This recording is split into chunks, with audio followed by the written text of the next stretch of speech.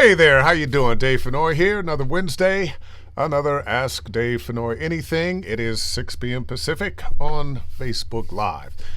Reminder, all these Ask Dave Fennoy Anythings live on my YouTube channel, which is Dave Fennoy Voiceover Training. And I hope you're popping through. Come on, pop on, say hello. And if you're interested in voiceover training from me, you can go to my website, davefennoy.com. Click on the tab that says Study VO at the top and book yourself. And there's Jeremy Adams. Hello to you. And you know, when it's just you and I get a chance to say more hellos to people and acknowledge the hellos that we're getting back. We're going to talk about just all kinds of random things today.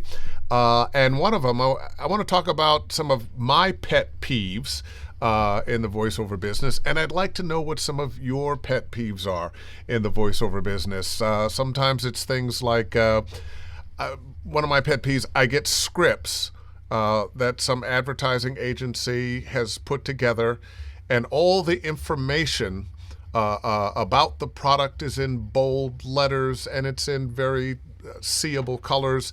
And then the type that they want you to read is real tiny, and it's in a light gray, which I guess is artistic, but you can't see it. Why? Don't they know people are trying to read that stuff? Anyway, let's talk about some other things before we get into that. But your pet peeves, what directions have you gotten from a director that made no sense to you? I want to hear all about that, and I'm going to talk about some directions that you may have gotten that actually do make sense, that you may not like and may not have understood. But first, some reminders. Let's see.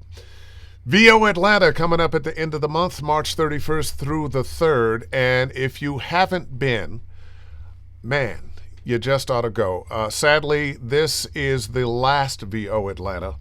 It's been a fixture for the last decade about. And it is one of the finest conventions, I think, for any industry that you could go to. So much is involved. I'll be there. I'll be teaching a couple of X sessions on voice acting for video games. I'll be on a panel on AI voices.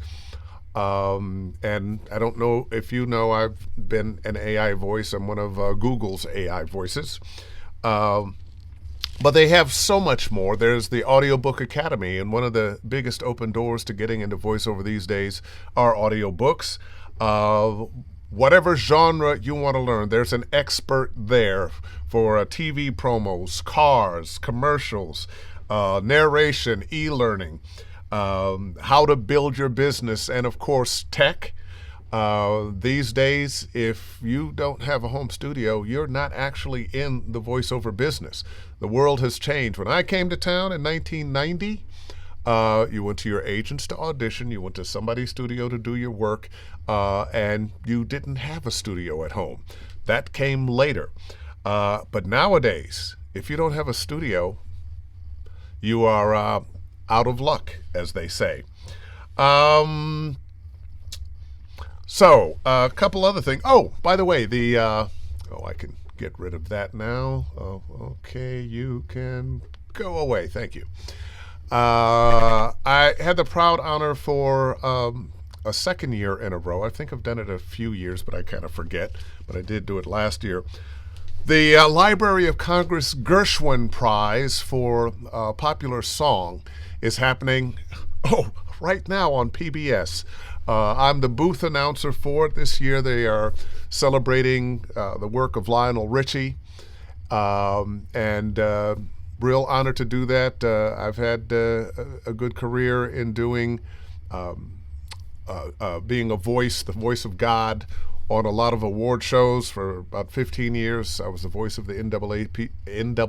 I can't talk today. NAACP Image Awards. Billboard Music Awards. I've done the Teen Music Awards, all kinds of things, and Gershwin Awards on tonight. And you don't have to go if you're really into it. You can like record it and watch it later. Okay. What did I want to talk to? Well, let's just say hello to a few people. There's Jeremy Adams. What's going on? Hello, Dave, and hello, Jeremy. Michael Glover. Hey, Dave. I love that story you shared on Facebook about your crush on your school teacher and why you had it back when you were young and supposedly innocent. Theodore Mezzacapo, how you doing, my friend? Bernard Tanner, hello, Dave. How are you, my brother? I'll be taking your course soon. Excellent. Question, will you be attending the last VO Atlanta 22? Now, you know I should have paid you for that question. This would have been the perfect lead in to what I just talked about for the past 5 minutes. Yes, I will definitely be there. And another thing about going to conventions, I've been sometimes and I've gotten home and people have sent me, oh gosh, I saw you at such and such a convention, but I was too shy to come up and say hello. I don't want to bother you. You were talking to some people, blah, blah, blah, blah. The reason that people like me and all the other guests who are going to be there teaching, sharing, is so that they can meet you, so they can talk to you. I want to say hello. I want to be able to answer your individual questions. I won't be able to stay in an hour-long conversation with you, but please do. Come up and say hello. The reason we are there is because we want to interact. Jen Hammond, a hilarious spec I got recently, requested a medieval dialect. Oh, that's funny. That's funny. And also interesting because I kind of sort of know what they mean. We all kind of think in America a medieval dialect probably is English and a little elevated. But we also think if we're watching a Roman period piece that the dialect is also English. Why that is? Well, you speculate. Jeremy Adams. Oh boy, this is more than a hello. I have recently gotten a commercial audition that was about 2 paragraphs long, while the VO itself was only a few lines long. The description was incredibly long and difficult to understand. Sassy, but laid back. Knowledgeable and confident, but not egotistical. Has real-world experience and seen a lot. The rest of the paragraph seems to say the opposite. I just went, what?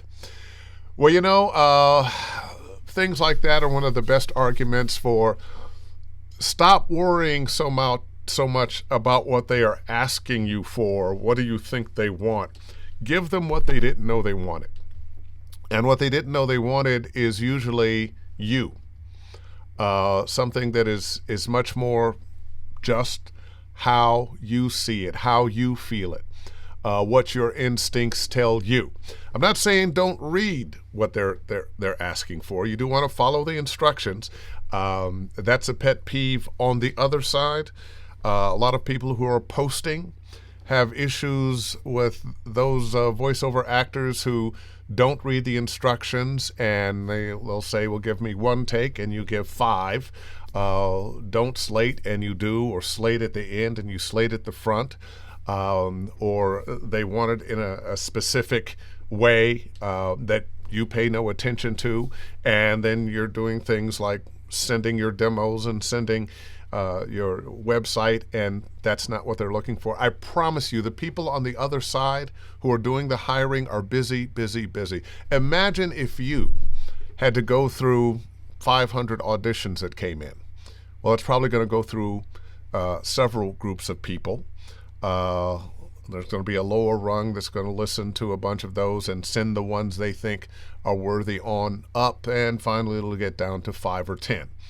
But I know from doing classwork, and sometimes it's classwork, that I'm getting auditions or performances from, say, a dozen people.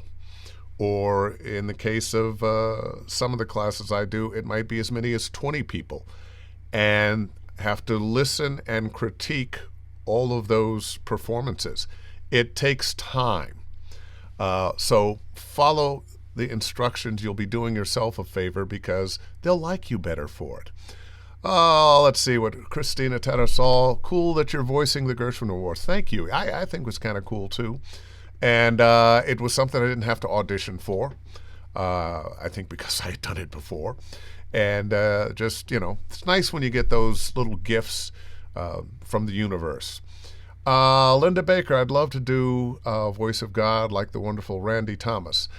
She has done a lot of Voice of God. And Linda, what I would suggest is, one, if you are represented, let your agent know, or your agents know, that that's something you'd like to be considered for. If you are getting your work on your own, start doing that research on people who produce award shows. Now, the Gershwin Awards, fairly big show. NAACP Image Awards, big show. Billboard Music Awards. But I've also done a lot of shows that never saw television, but within the community that they were having them in, it was important to them. And some of them are big shows. I've done some work for several years for the Academy that didn't air. There's a group of awards that they give out they're given out before the Academy Awards, and they are not aired. Let's see. Mason, what's going on? Hi, Dave. Glad I caught you tonight. What's a good first step towards book narration if I don't have an agent? You know what? That is one of the areas where you really do not need an agent. The open door is ACX right now. ACX, they're looking for narrators and looking for narrators and looking for narrators. There are millions of books waiting on voices to narrate them. So that is the biggest open door right now in voiceover. So I would get in touch with ACX. They're easy to find, and I'm sure somebody who's watching and listening now will post some information on how to do that. I think it's just acx.com. And perhaps have some other ideas for you. And if you don't see it and it pops up, I'll share it. All right. I'm attending the conference for the first time. Would folks prefer business cards to antiquated or digital cards that they can scan from my phone? You know what? I'm kind of old school, so I kind of like the business cards. I'll be taking them, and I guess I'm too old school because I don't have a digital card. But let me say this on cards. I'm glad you have your cards, and I'm going to suggest that the business cards, whether they're digital or old school, aren't so much for people like me. What you want is my card. I'm not going to get in touch with you because when I come back, I'll have a stack of cards. I'm not going to remember who everybody is. But you're going to meet some people that you definitely want to get something from. You want to get some knowledge, some time. So get their card. If you're there and you see me and you want to have a conversation, get my card and get in touch with me. Also, if I don't get right back to you, don't feel like, well, Dave Fennoy, I sent him a message. He didn't get back to me. I called him. He didn't call me back. I'm a busy guy. It might take me some time. Be persistent. Don't be a jerk, but be persistent. Hit me back. If I haven't gotten back to you in a few days, hit me back. I'm not doing it on purpose. I'm juggling a lot of things. All right. Oh, I think I missed one. What's the best prospect for Voice of God work? I would think it's the producers of award shows. Not all award shows are broadcast. As a matter of fact, I would suggest that most award shows are not. Corporations have award shows for their top salesmen, their top this, their top that, the person who did this, the person who did that. So you might find that under corporate nair, but find out the companies that produce these shows and get your tape into them, get your demo into. Oh, that's right, demo. You got to have a demo. Put a demo together. All right. So you just answered. Okay. Yep, acx.com, and there's a good instructive video at the bottom of the homepage. There you go. That for those who want to get into audiobook narration. It keeps coming for me. I have famously or infamously said I've narrated 3 audiobooks and I hope to never narrate a 4th. And since then, of course, I've, if not narrated whole books, parts of books, and it continues.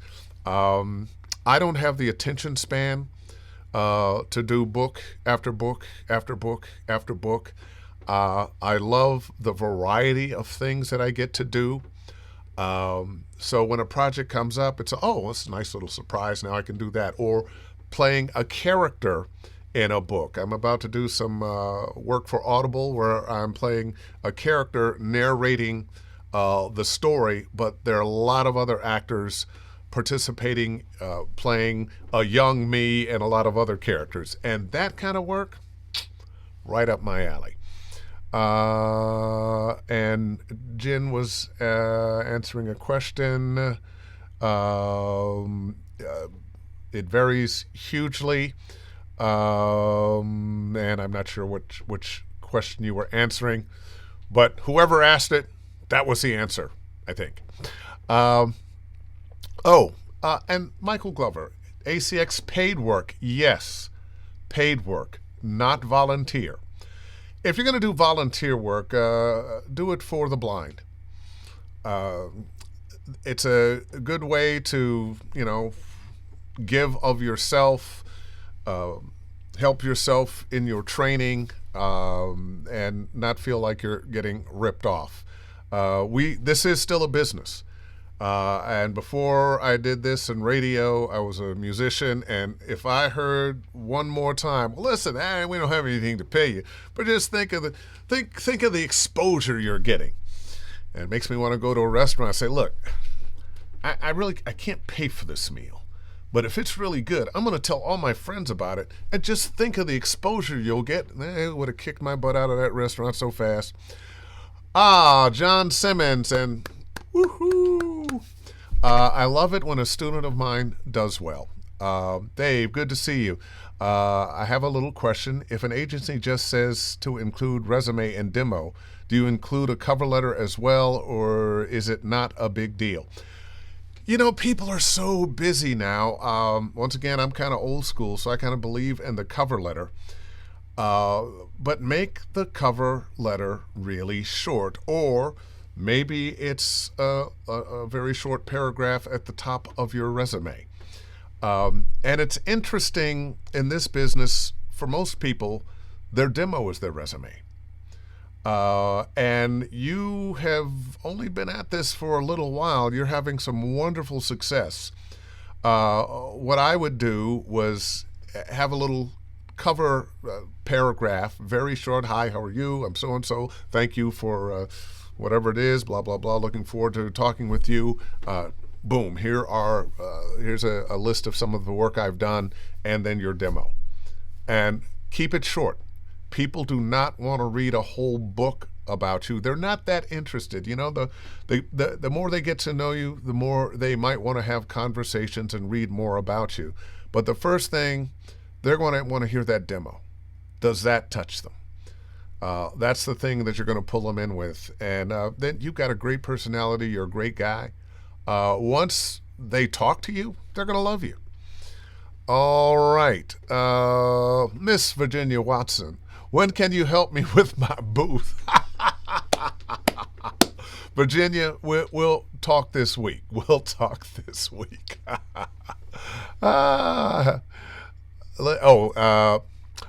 Jen answering again. Thank you, Jen Hammond. About if it pays. Yes, it pays.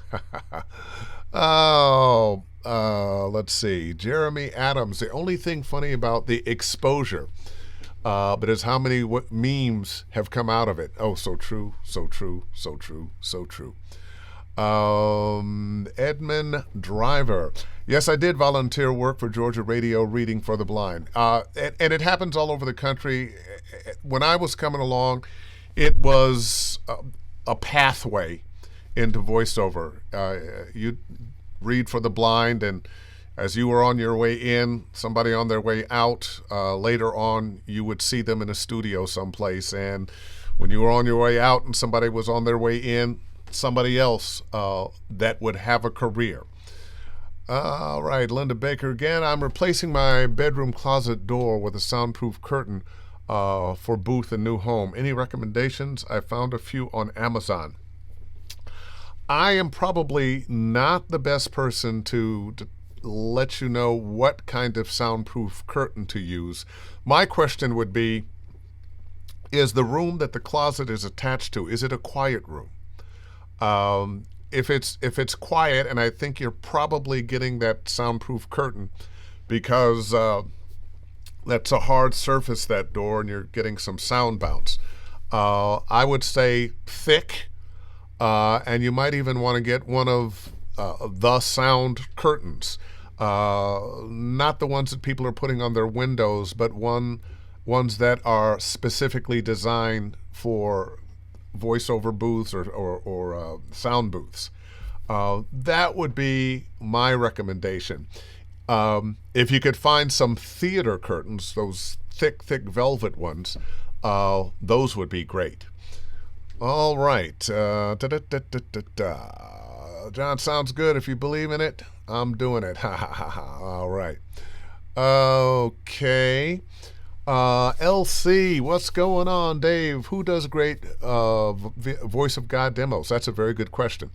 I met a huge event producer, and she loved my voice and my regular commercial demo. Have no idea what I need for an award show demo. Also, Elise Arsenault is fantastic in teaching audiobook VO.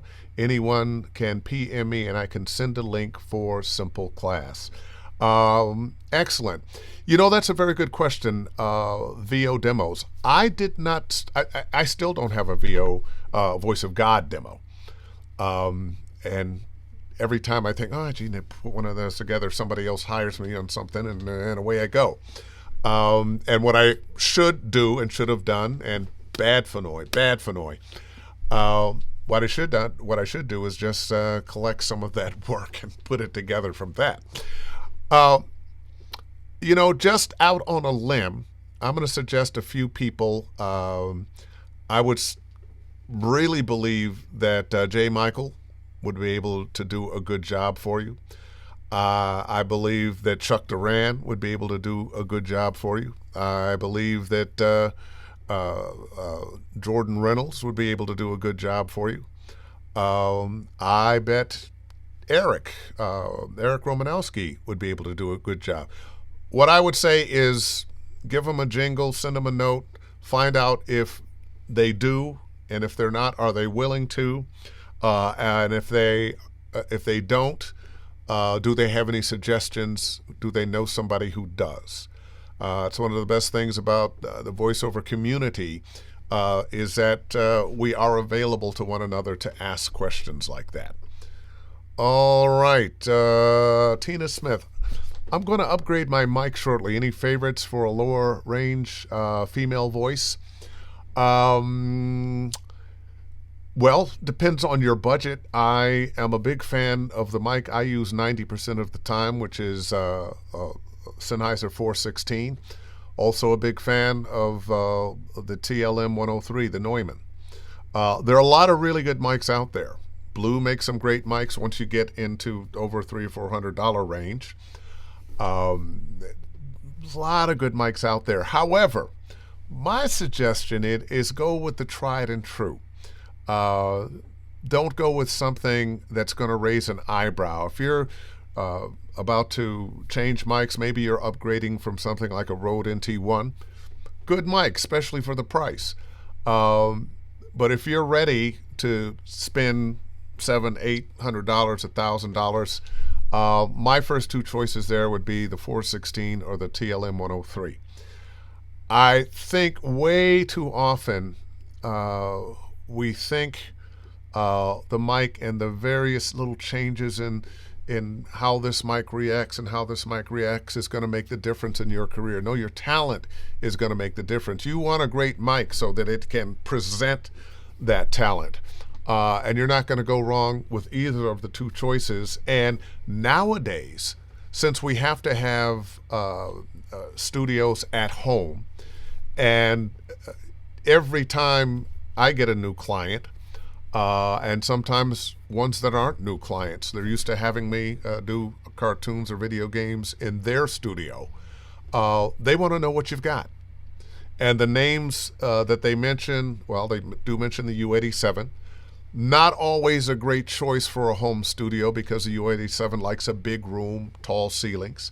The TLM 103 has the same capsule and is much more forgiving. It's not as finicky. The U87 is so finicky. No, I need that big room. Where's the ceiling? Please. The 103 doesn't have those constraints. And the 416, one of the reasons I like it is because it tends to hear only what's in front of it, as opposed to things on the side. So if you have a place where maybe, there's a kid from time to time saying something or a dog barking, might not hear that as well as that TLM 103 might. So go with the tried and true. Especially when you're new in this business, you have no business just going down a path that you don't understand. Where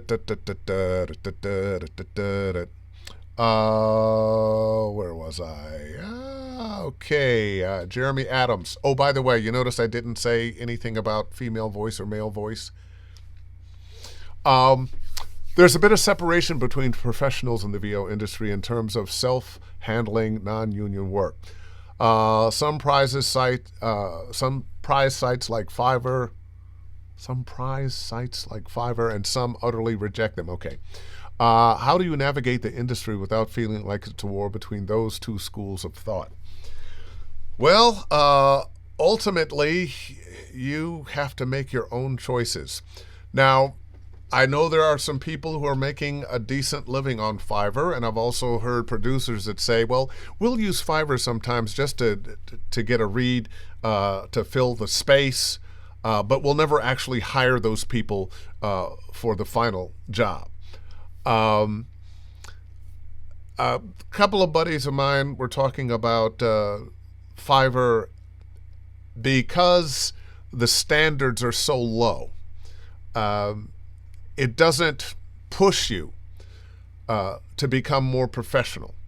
Now, if you're pushing yourself and I'm just on Fiverr, I'm going to give myself 6 months on this thing and then I'm moving to something else, maybe. I think we've all, myself included, early in my career before I moved to Los Angeles, I did a number of jobs that were non-union and kind of shady. They were fun, but they were learning experiences. I was one of the voices of TV 20, a non-union station up there, and it was as many TV promos as you could do in an hour for $25 an hour. But it was great learning ground, and I knew that was not where I was going to stay. If you're doing Fiverr, don't stay long. Don't stay long. All right, where was I? Ladies and gentlemen, Miss Jen Hammond. Sound curtains. I discovered this weird hack only a couple of days ago when my son was watching a science show. Rubber blocks sound even more than steel. So yoga mats, wow. Evidently they work even better than moving blankets. Another popular, pretty effective curtain choice. Testing it. Now, my question with that is your purpose to block sound, so keep sound from coming in or going out? Or is your purpose to keep sound from bouncing, in which case you're looking to absorb that sound?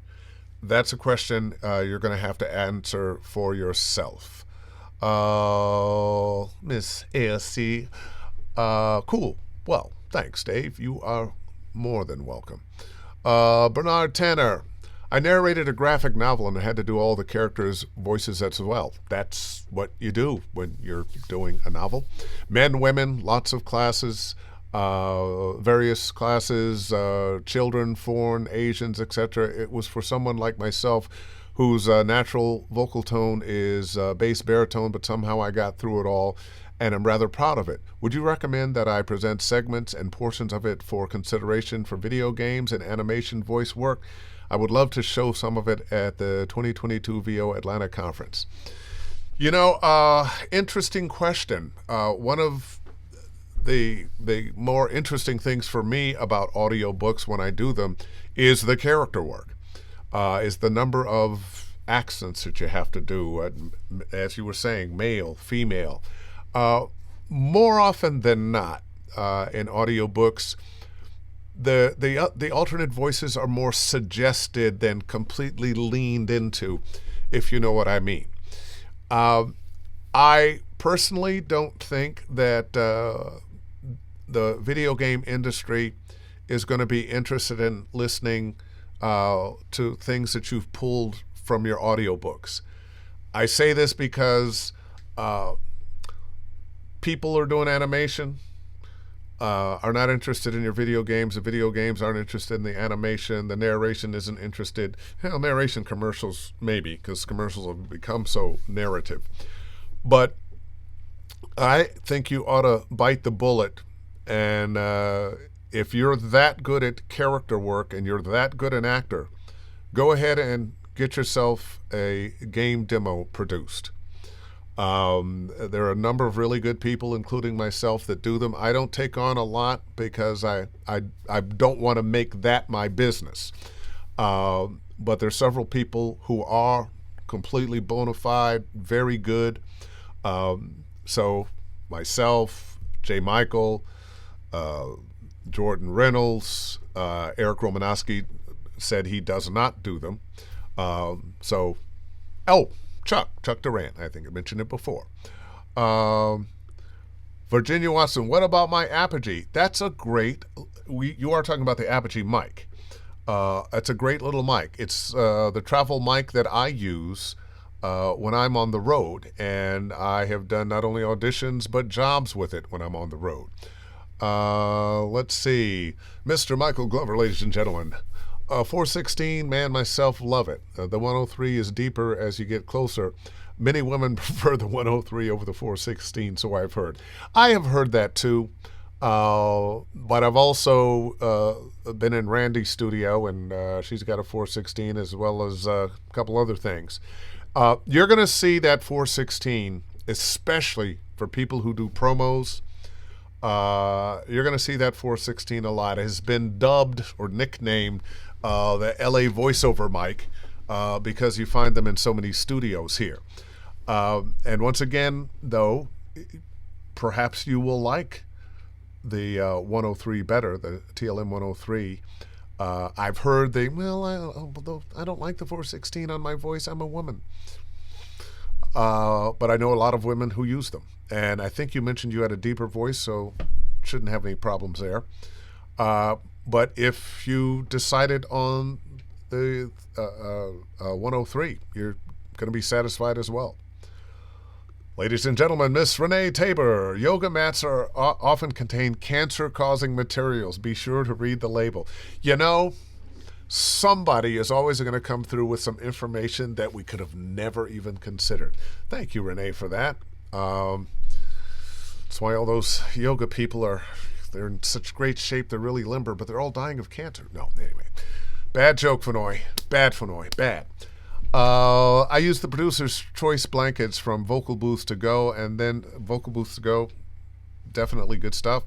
And then sewed 3-layer baffles to line the inside for color and pattern, so I'm not in a black hole for hours.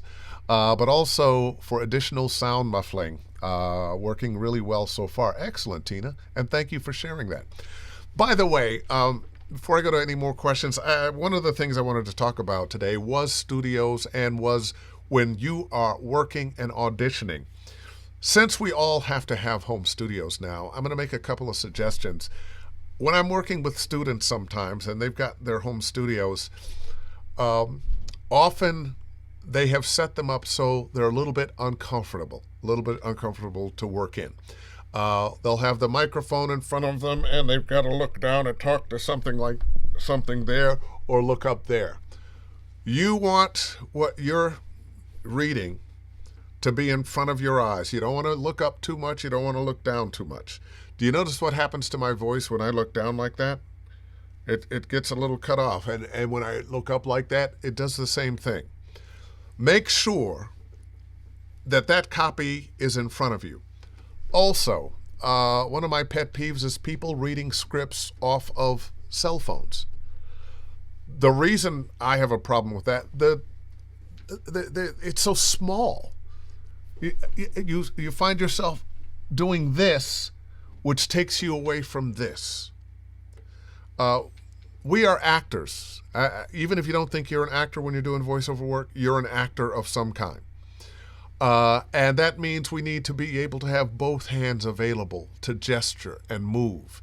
We need to be able to move our bodies.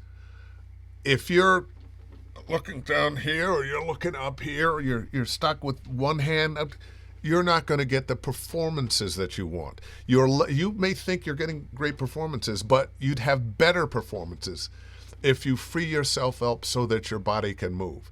The last thing in the world you want to be is that person standing stiff, and I'm going to make sure that I read all these words, all these words, all these words, all these words. Which is another reason I'm a great believer in preparation. And yes, I know. One of the things we often pride ourselves on is how well we're able to read copy cold.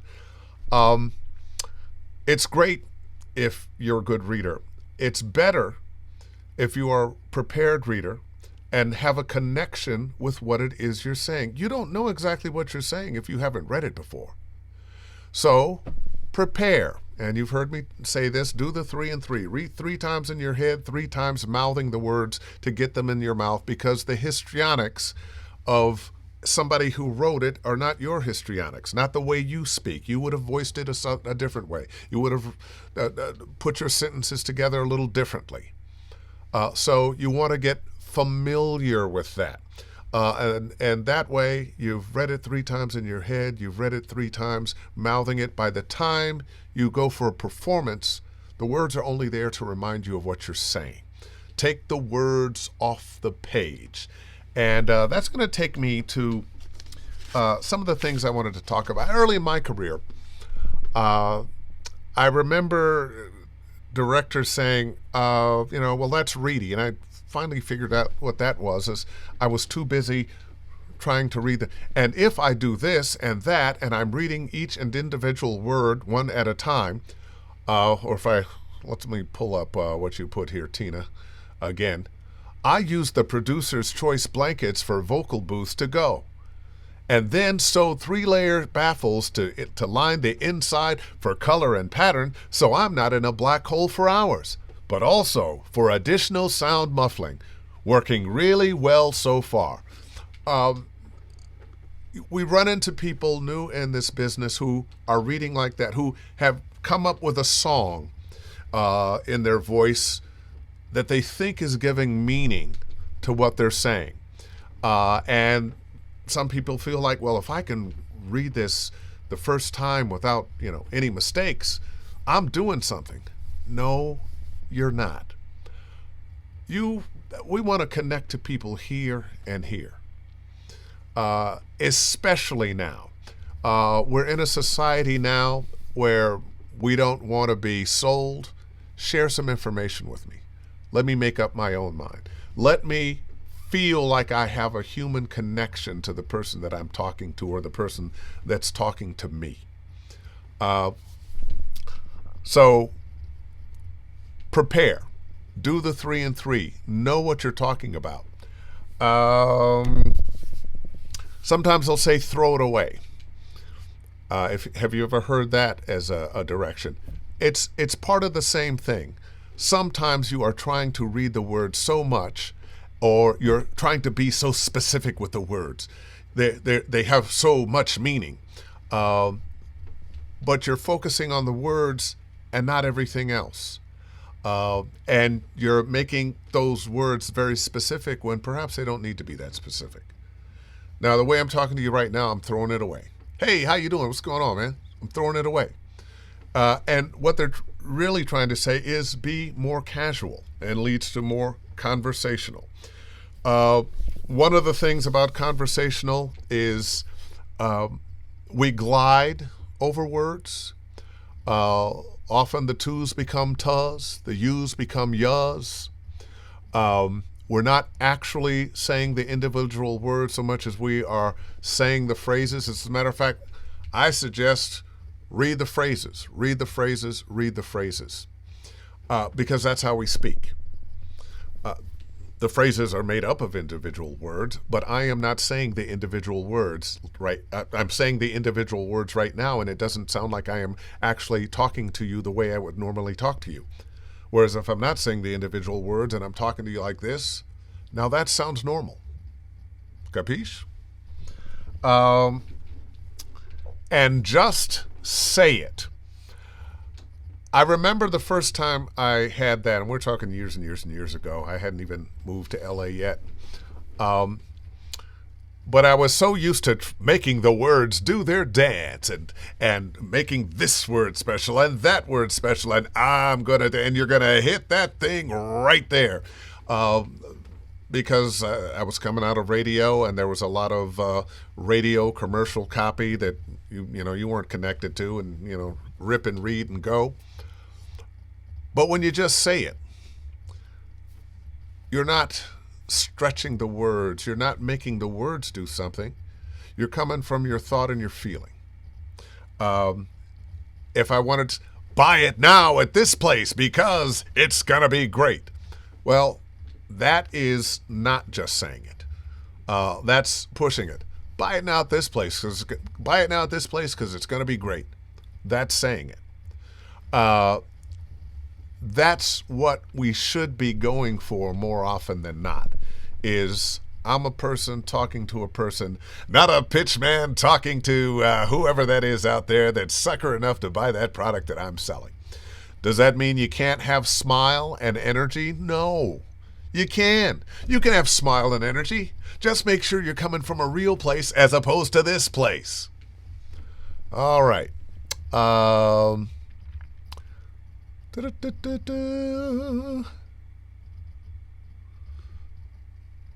When and where does the Western you did with the late Tiny Lister premiere? You know what? I don't know. I'm going to call the director's a buddy of mine, and I'll give him a call and find out. I hope it is. He's got a number of movies that have come out since then, the director.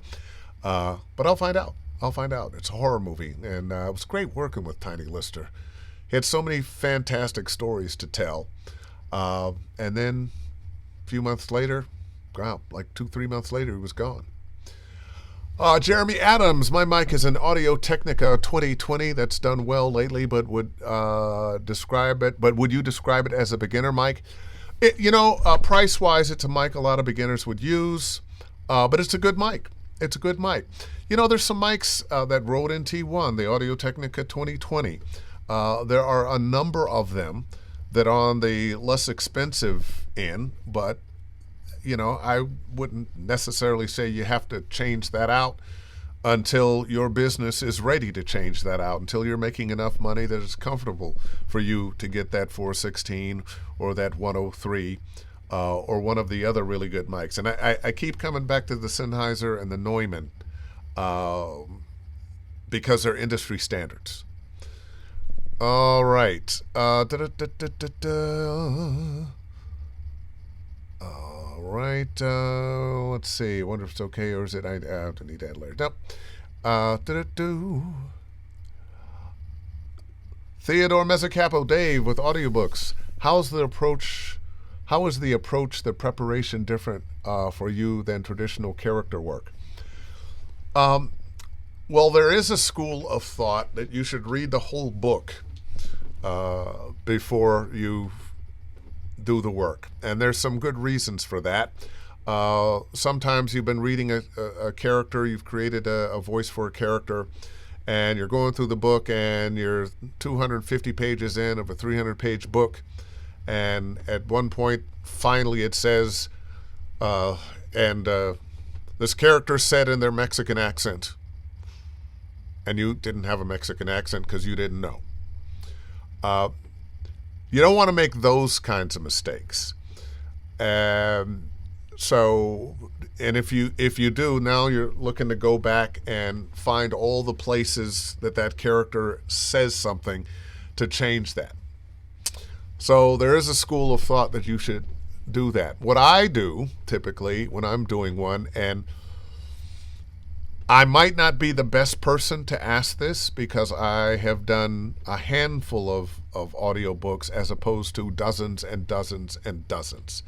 But I make it up as I go. Once I have a character, and this is their voice, I will, do a little recording of that I have on the side so I can keep track of it, because maybe that character doesn't show up for another 50 pages. And you want to be able to go back to that voice. So keep a catalog of little sound bites of what you made that voice sound like. One of the easier things that you can do, and also keep very good records of what levels you're recording at, what microphone you're using. You want to keep those things consistent. And if you find that, oh, gee, I gave this guy an English accent and he's really Polish, what am I going to do? Well, you can, in your PDF, you can find all the places this person's name is mentioned or where they are. And you can go back and record them. And you can do, say, a punch and roll, which eliminates a lot of the clicks and whatnot. Just make sure technically that you know the levels you're recording at, and you keep those consistent, and you can get through. You'll probably make some mistakes and have to come back and redo some things if that's going to happen. But for me, time-wise, I don't have time to read the whole book and then come back and record it. Now, I'm going to have some audiobook narrators on soon, and I want you to come back with that question, and they're probably going to make a fool out of me. Okay, Linda Baker again. I'm going for total comfort, having a long shelf being built at eye level and curtains so I can move in the closet as well as soundproof. There you go. You want to be in a space. And I actually, I don't use paper anymore. It's saved me a fortune in ink. And I think I've saved at least a couple of acres of trees by now. I mirror in my booth, which is right next door here. I have a screen that mirrors my computer. I have a second set of controls, Bluetooth controls that control my computer that I'm sitting in front of now. So whatever's on my screen, I can see my DAW and I can see what the script that I'm recording from. And I can set up my DAW, and I can make it smaller, put it off in the corner, make the copy as big as I want, highlight it, underline it, all of that. You want to make the actual reading as easy as possible. Okay. J. Horace Black. Dave, when you're using a 416, do you increase the distance from, say, 2 inches to 4 inches or more when doing casual reads at ad opposed to being right on it? I typically am not right on it. Sometimes if I want a little deeper effect, I've got a shotgun mic right here. If I want to get that effect now, I can get up closer to it. But most of the time, I'm probably 8 inches away or so. It's at least, well, this microphone right now, how does it sound? Sound okay? This microphone is, let's see, well, that's a foot. And so I'm about 15 inches away from this microphone. And in my booth, I'm a little bit closer than that, but not much. Not much. And that's one of the wonderful things about a 416. It can be up and out of the way, off to the side and out of the way, above you and out of the way. I love it. And it's designed for dialogue. What did they use these mics for, the 416s? They use them for movie and television dialogue. They're made for the human voice.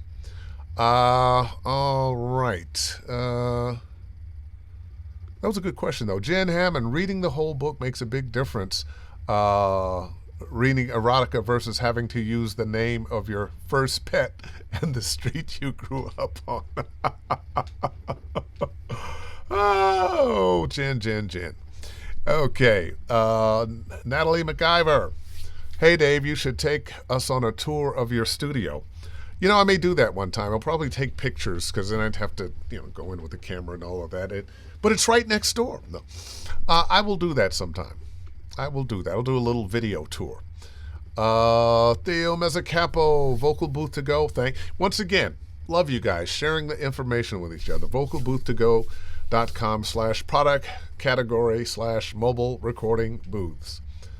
And I believe my friend George Whittam, who is one of the first and still one of the best tech guys for voiceover, is part of that company. All right, let's see. Gemini Life. Dave, what editing software would you recommend? I've been using Audacity, wondering if there's a better one.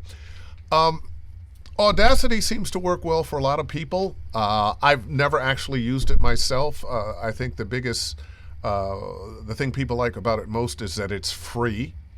It does work. I'm a little nervous about something that's free that I can't call somebody up and cuss them out because it's not working, or, no, I paid for this. You got to get this thing. You got to get this right. And probably if you talk to the people who are using Audacity, they might have a little different story than that. It might be working just fine for them. But I'd rather get something that I pay for. And what I use, I have Pro Tools, which for many years was my go-to. And then I got a computer that was a Fusion. And Pro Tools got finicky. I don't want to record on this computer. So I went with Twisted Wave, which is Apple specific. You got to be on an Apple product for Twisted Wave. And it works great because it's designed for voiceover work. All the things we need to do in voiceover, you can do. Now, if you're trying to mix in music and effects and so forth, that's not what it's designed for. It's designed for you to record your voice, edit your voice, add whatever effects you need to that voice, and then deliver those vocal files in whatever format you need to. It's very simple. It's inexpensive. I think now it's about $90, and it's not a recurring cost. And it's about $10 for an iOS, so you can have it on your phone and your iPad. So that's my choice, but there's some very good ones out there. I'm not knocking any of them. If it makes sense to you, go for it. None of them sound any different. It's not like, oh, this microphone adds a little of this color or that color or this color. It's a digital sound, and if you understand it, it makes sense to you. It looks good on your computer. I've had some people tell me, well, I like this one because it looks good. Go for it. But I like Twisted Wave, and it's what I use every day. Tina Smith, Audacity didn't work for me on my Mac. Yeah. I went with Twisted Wave. I transfer the files to Audacity for multi-track work. And that is something you can do, because I have Twisted Wave and Pro Tools. If I wanted to do some mixing, I could record on Twisted Wave and transfer the files to Pro Tools. Typically, I don't do that, but I could.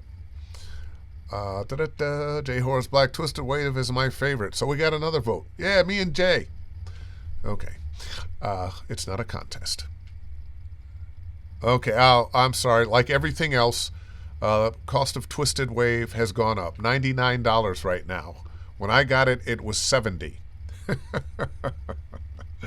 Oh, okay. Big question from Tommy C. So let's see. So I'm non-union exclusive to my VO agency and book a lot of work, fortunately. But I sometimes wonder if I can still reach out to casting directors and direct them to my agency. What is best practice in this situation? Because I'd like more varied opportunities. So you're saying that let me see if I understand exactly what you're saying here. You're saying you are with an agency that is a non-union agency, but you'd like to get in touch with casting directors that are perhaps representing union situations. I never think it's a mistake to get in touch with casting people and producers. Anything that you can do to further your work, and what you may discover is that you put yourself in a position where it's time to join the union, and you can also talk with Tim and the Voiceover Collective about how to turn non-union work into union work. It's not as difficult as you may think. And the plus for union work, for those of us who have been in it, especially getting towards the end of your career, pension. There's nothing like somebody is putting away a little money for you with every job you do that you're not tempted to spend. Also, up until recently, now if you retire, you get your pension, but your health care may go away. But while you're working, health care. The health care program is very good, and it's much cheaper than other health cares on the market, and it's by how much money you make. You make enough money, you qualify, and now you and your family can be covered. So anytime you can upgrade yourself to union, I think it's a good thing. All right. Lonnie Manella, in order to receive your pension, you have to make $25K a year for 5 consecutive years. Okay, hasn't been a problem for me. And I know we are in a business that not everybody is making as much money as some other people. But $25,000 a year it's not that much. It really is not that much. Jay Horace, yes, and the SAG Foundation has ongoing training that's free, along with tech support for VO and on camera, etc. As a matter of the voiceover booth there, the Don LaFontaine studio, that several voice actors, friends of mine, put together after the death of the great Don LaFontaine, who, by the way, huge advocate not only for the union but for up-and-coming talent. Great guy. More jobs than anybody in voiceover. He was the voice you heard in your head on all the movie trailers. Did so well that he became a parody of himself on commercials from time to time. And as wonderful as he was as a voice actor, he was a better human being. But at the Don LaFontaine studio for SAG and AFTRA, there are free classes, and I teach there sometimes. And take advantage. If you're in SAG-AFTRA, take advantage. Okay. Oh, wow. We filled up an hour. Was there anything else I wanted to talk about? I don't think so. Let's see, is there one more question or anything? No, I think that kind of wraps it up. So, everybody doing okay? Good. I really enjoy doing this with you guys. This is one of my favorite things in the world. My mother used to say, "Oh, son, you should get your teaching degree and become a school teacher." Like, Mom, oh, hell no, Mom. You grade those papers and so forth and so forth. But this is very rewarding for me. And when my students do well, it's one of the best feelings in the world. So thank you for joining me with this every week. And once again, Ask Dave Fennoy Anything lives on my YouTube channel, Dave Fennoy Voiceover Training. And I always forget to say this, but subscribe.